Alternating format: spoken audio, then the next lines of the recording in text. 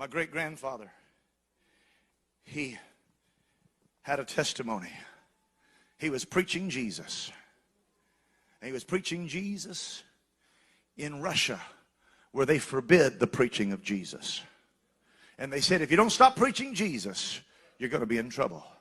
And they'd let him go. He'd keep preaching Jesus. And they called him again the next day. If you don't stop preaching Jesus, you're gonna have to answer for it. And he kept preaching Jesus. He did it 4 or 5 times. Finally, they caught him. They said, we told you it's a capital offense. They tried him and they found him guilty.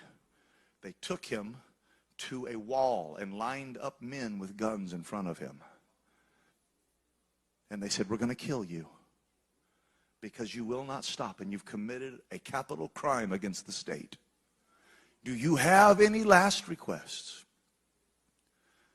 And Sixth Dimension A.D. Urshan said, can I pray? Yep, go ahead and pray, then we're going to kill you. And he began to pray. And when your life is on the line, I imagine you develop a prayer life. And he thanked God. And he worshiped God. And he lifted up his voice to the God of heaven. And if I'm going to die, let me die in the service of my King. Halfway through it, he started talking in tongues. If I'm going to die, let me die speaking in tongues. And the Holy Ghost came on that little Middle Eastern preacher in a foreign land. When he got done, he braced himself for the impact of the bullets, and they didn't come.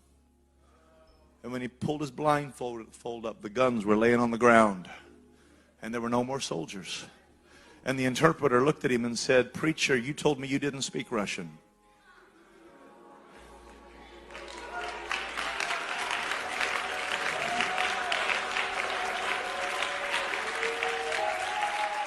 He said, I don't speak Russian. He said, well, you just did speak Russian. And you just told them that the angel of the Lord stood ready to strike down any man that touched the prophet of God.